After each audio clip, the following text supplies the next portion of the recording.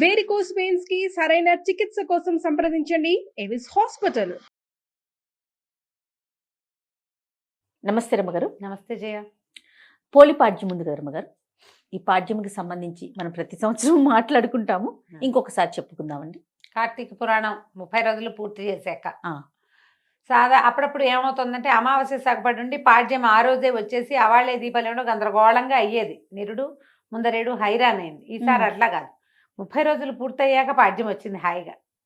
పోలి పాడ్యం ఈ 30 రోజులు దీపారాధన చేసేసి అమావాస్య నాడు కూడా దీపారాధన చేసుకున్నాక పాడ్యమి నాడు అంటే మార్గశిర శుద్ధ పాడ్యమి రోజున జ్వాలా తోరణంలాగా, అంటే ఈ పైనండే తోరణం కాకుండా దీపమాలికల్ని నీళ్లలో వదిలిపెట్టడం.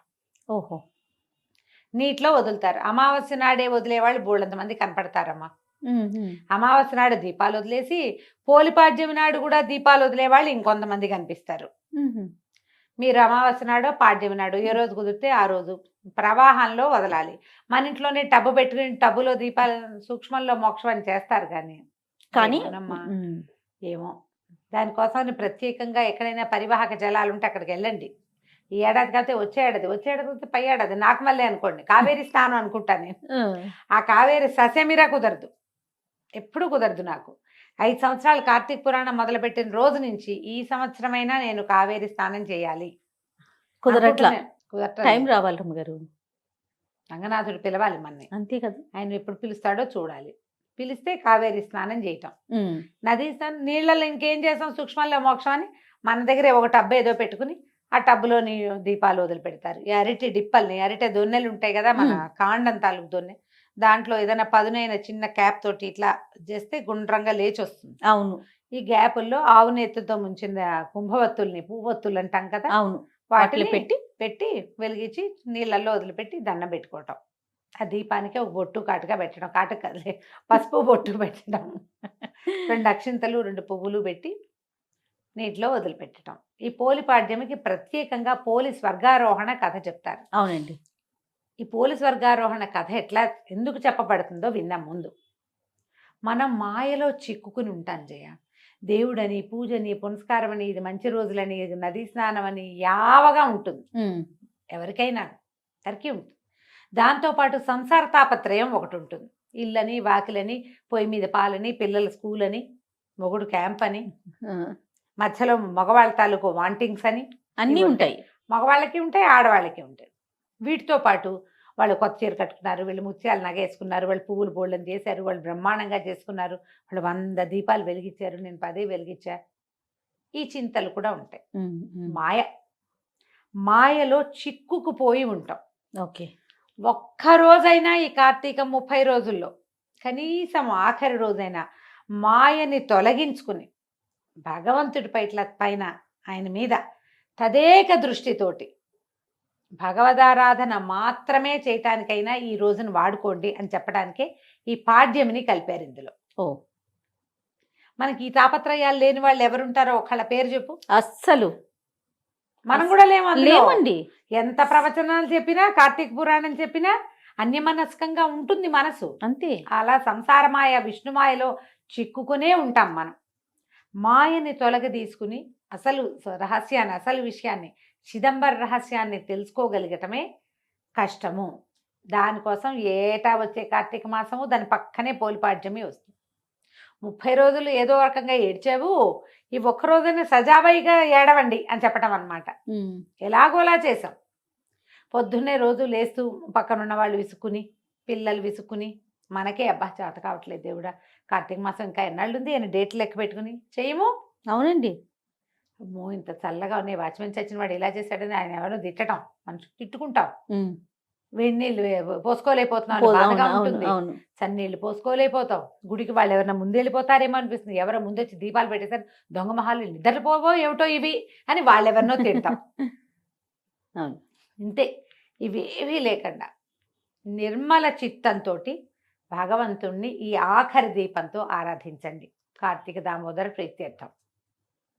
పోలి కథ కూడా మాయకి సంబంధించిన కథే చెప్తారు. కృష్ణా జిల్లాలో, కృష్ణా తీరంలో, నదీ తీరం బాదర అనే ఒక గ్రామం ఉండేదట. ఈ బాదర గ్రామంలో పోతడు అనే ఒక చాకలి ఆయన గురించి చెప్తారు. ఆయనకి మాలి అనే ఒక భార్య, 4 కుమారులు ఉన్నారు. పోతడు మంచివాడు, ఊరి వాళ్ళ బట్టలు అందరి మురికి పోగొట్టేవాడు, కానీ తన ఇంట్లో పేరుకుంటున్న మురికిని పోగొట్టలేకపోయాడు.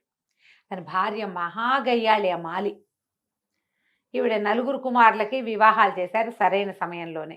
పిల్లలు కాస్త యుక్త వయసులేక పెళ్ళిళ్ళు చేస్తే మొదటి 3 కోడళ్ళు గయ్యాళి వాళ్ళే అత్తగారిలాగా ఒకళ్ళ మీద ఒకళ్ళకి చెప్పుకుంటూ ఉండటము, డివైడ్ అండ్ రూల్ చేయటము, నువ్వెంతని నేనెంతని మాట్లాడుకోవటాలు ఇవన్నీ ఉన్నాయి.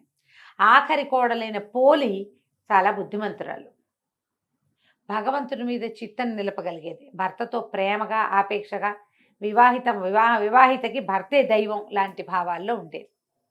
ఏ జాతైనా అంతే, మొగుడికి ఇష్టమయ్యేదిగా వండి పెట్టడం, అతను చెప్పిన మాట వినటం, అతను ఏదైనా ఒకటి అనుకుంటే దాని ప్రకారం పనిచేయటం, అతను సమయానుకూలంగా తన పనులను సర్దుకోవటం, ఇంతే చాలమ్మా. పూజ చేయాలి ఆ మొగుళ్ళకి, అదే కదా, ఏమక్కర్లా, ఇదే చేయాలి. అనుకూల దాంపత్యం అంటే ఇదే. వీళ్ళు బాగా చూస్తున్నారు, అవతల వాళ్ళు కూడా బాగా ఉంటారు. అయినా ఉండని దౌర్భాగ్యులు కొంతమంది ఉంటాయి, కొన్ని జాతులు, దానికి మనం ఏం చేయలేం. కానీ మనం బాగా ఉంటే అవతల వాళ్ళు బాగా ఉండటం మనకు తెలుసు కదా, సహజంగా చూస్తాం మనం.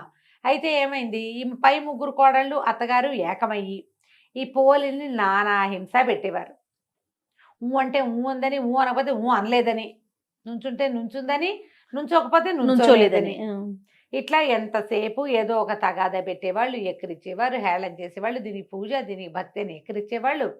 ఆ మొగుడు రాగానే వాడితోటి బాగుండేందుకు అవకాశం ఇవ్వకుండా, మీ ఆవిడ ఏం చేస్తుందో తెలుసా, పొద్దున్నుంచి ఒకే పని చేస్తోందంటే ఏమే అని వాడు చెంపకాయ కొట్టేవాడు, కొట్టించేవాళ్ళు.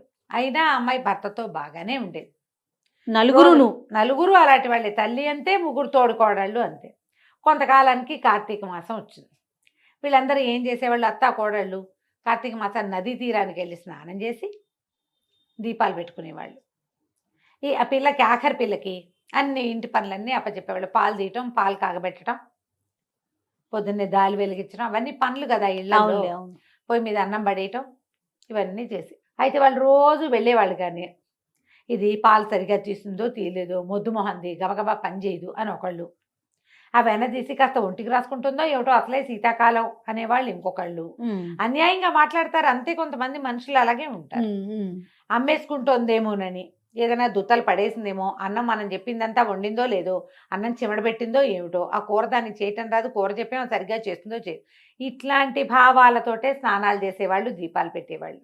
ఓహో, ఎవరికైనా చెప్పేటప్పుడు ఉందిగా మాకు మారేమా, పని పాట రాదు మొద్దు అని దాన్ని ఏదో ఒకటని ఎవరికో చెప్పేవాళ్ళు. ఈ పిల్ల ఇంట్లో పనులు చేసుకునేది. 1 రోజులు గడిచింది. ఒక్కరోజు కూడా కార్తీక దీపమే పెట్టలేకపోయింది. ఇంట్లోనే స్నానం చేయాల్సి వచ్చేది. ఆ కాలంలో అందరూ నదీ స్నానాలకు వెళ్ళేవాళ్ళు. ఒక్కనాడైనా పోనీ దీని జీవితానికి ఒక నదీ స్నానం అని ఒక రోజైనా దాన్ని తీసుకెళ్ళాలి, ఆ చిన్నపిల్లని, కోడల్ని. ఆ పిల్లని ఇంట్లోనే వదిలేసేవాళ్ళు, పోలిని. అయితే కార్తీక అమావాస్య వచ్చింది. అమావాస్య వెళ్ళిన కొన్ని గంటలకి తెల్లవారింది. ఆ పూట పాడ్యం వచ్చేసింది. కాకపోతే వీళ్ళందరూ ఏం చేశారు, ఇంకా అమావాస్య పొద్దులున్నాయి, దీపాలు పెట్టుకోవడానికి అంతా పోయారు. ఈ పిల్ల దేవుడా రాముడా అని కళ్ళ నీళ్ళు పెట్టుకుని, అయ్యో నెలంతా వెళ్ళిపోయిందే, ఆఖరి స్నానాలకు వెళ్ళిపోయారు వీళ్ళు. కార్తీక అదే అమావాస్య రోజు పొద్దున్నే పోయారు, మధ్యాహ్నానికి అమావాస్య వెళ్ళిపోయి పాడ్యం వచ్చేస్తుంది.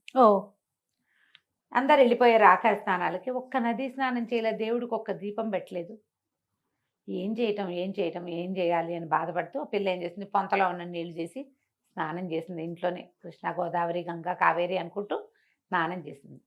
అక్కడి నుంచి వెన్న చిలికి వెన్న తీసింది. వెన్న తీస్తే కవ్వం అంతా జిడ్డు, చెయ్యి అంతా జిడ్డు. పిల్ల అనుకుంది, ఇంత జిడ్డు ఉంది కదా, ఈ కవ్వ అనుకున్న వెన్న తీసి కాస్త దీపం పెడదామని ఈ చీర కొసలు, కొంచెం మెత్తటి చీర, ఆ నలిగి చిరుగులు పెట్టింది. కొస నుంచి ఇట్లా దారాలు లాగి అంత దారం తీసి ఇట్లా మెలిపెడితే అంతంత ఒత్తులు చేసింది 2. ఆ వెన్న మీద బాగా మెదిపి జిడ్డు అంటించింది. అంటించి నీళ్ళ బాణాలు ఉంటాయి, చాకలి బాణ అంటారు, ఆ బాణలో పొయ్యి మీద పెట్టి చౌడు అవి వేసి బట్టలు ఉడికిస్తారు. కమ్ము బిడవటం అంటారు దాన్ని ఊళ్ళల్లో. బట్టలు కమ్ము బిడవటం అంటే చౌడేసి ఉడకబెడతారు. చౌడు అంటే ఏంటంటే అదొక రకమైన సున్నం, చవిటి సున్నం అంటే మన బ్లీచింగ్ పౌడర్ అలాంటిది చౌడు అంటారు. చాకళ్ళకి బాగా తెలుస్తుంది ఆ పేరు. మా ఊళ్ళో కూడా చేసేవాళ్ళు. కమ్ము పిడిచి తేవడం, పంచెలు అవి కమ్ము పిడిచేవాళ్ళు. పంచెల్ని బాగా వేసి ఉడికిస్తే గాళ్ళల్లో ఉన్న మురికంతపై తెల్లగా వచ్చేవి బట్టలు, కర్రకర్రలాడుతూ ఉంటాయి అన్నమాట, చక్కగా ఫెల్ఫెళ్ళాడుతూ బట్టలు. ఆ బాణలో ఆ దీపం వదిలిపెట్టింది. వదిలిపెట్టి దండం పెట్టుకుంటోంది. దండం పెట్టుకుంటుంటే విష్ణుమూర్తి ఆయనట కార్తీక దామోదరుడు కదా, వైకుంఠంలో నిలబడి చూస్తున్నట్ట. చూస్తుంటే ఒక బాణలో కదులుతున్న దీపం ఆయన్ని ఆకర్షించింది. అది చూస్తే ఆ పిల్ల భక్తిగా బాణ దగ్గర కూర్చుని మోకాడి తండా వేసి, కార్తీక దామోదర రక్షించు తండ్రి, స్నానం చేయలేకపోయాను, ఈ పూజని నీకు సమర్పిస్తున్నాను అని దండం పెట్టుకుంటాను.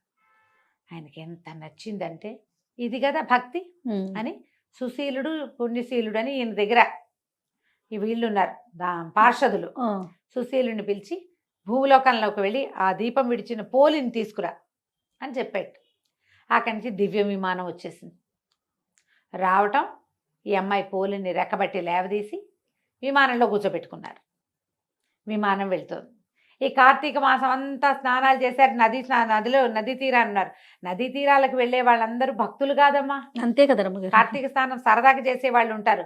ఫ్రెండ్స్ అందరూ వెళ్తున్నారని వెళ్ళేవాళ్ళు. అక్కడ ఏం వింతలు దొరుకుతాయో చూద్దాం అనుకునేవాళ్ళు. చాలా మంది ఆడవాళ్ళు వస్తారు, కలర్ఫుల్ గా ఉంటుందని చూసే మొహాలు కూడా వెళ్తాయి కొన్ని. అవును. ఆ ఉన్న జనమంతా చూస్తున్నారు. పైకి విమానం వెళ్తుంది, దివ్య విమానం. ఆ లోపల కూర్చున్న పాచీర కట్టుకుని ఉన్న పోలిని అప్సరోగణం సేవిస్తున్నారు, వింజామరలు విసురుతున్నారు. అందరే పోలి పోలి పోతాడు కోడలు, ఆఖరి పిల్ల పోలి స్వర్గారోహణ వెళ్ళిపోతుంది, దాన్ని విమానం ఎక్కుతుందంటే కోడళ్ళు ఆశ్చర్యపోయారు. అయ్యి బాబా ఇది వెళ్ళిపోతుందని పరిగెత్తుకుంటూ వెళ్ళి అత్తగారు వెళ్ళి పోలి కాళ్ళు పట్టుకుంటారు. ఆ పోలి కాళ్ళు వేళ్లాడేసుకుని కూర్చుందిట విమానంలో ఓ బయటకి కాళ్ళు పట్టుకుంది. అత్తగారి కాళ్ళు పెద్ద కోడలు, పెద్ద కోడలి కాళ్ళని రెండో కోడలి కాళ్ళని మూడో కోడలు పుచ్చుకుని వేళ్లాడుతూ వెళ్ళారు.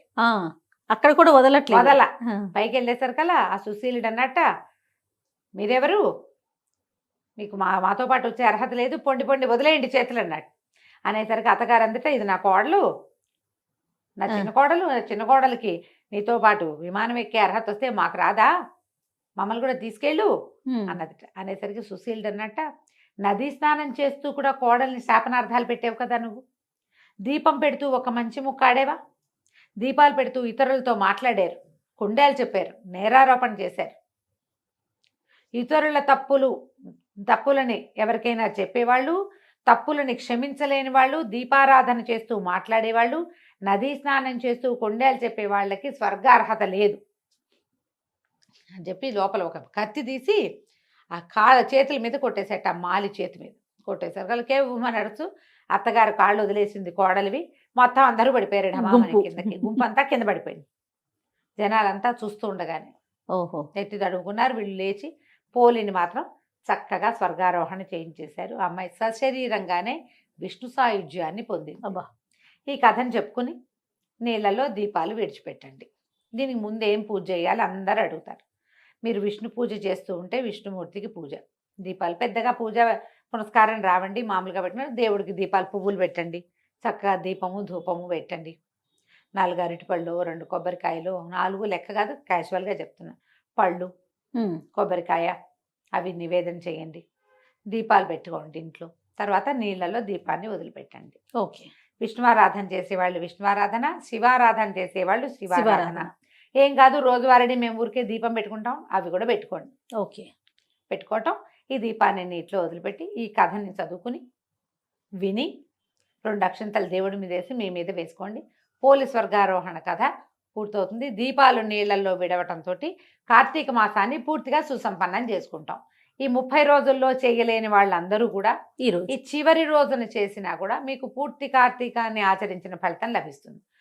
ఏకైక రూలు, ఇతరులని నిందించవద్దు. దీపారాధన చేసేటప్పుడు కానీ, దైవారాధన చేసేటప్పుడు కానీ, స్నానం చేసేటప్పుడు కానీ మాట్లాడవద్దు. అంతే. నమస్కారం చేసుకోండి, అయిపోతుంది. ఏదైనా ఇబ్బంది కనుక అలా అనిపిస్తే రమ్మగారు, పీరియడ్స్ వస్తే వచ్చే సంవత్సరం చేసుకుందరు కానమ్మా, ఏం కొంప మునక లేదు. పీరియడ్లో ఉన్నా చెయ్యండి, ఇలాంటివి నేను చెప్పను. నమస్తే రమ్మగారు. నమస్తే జయ.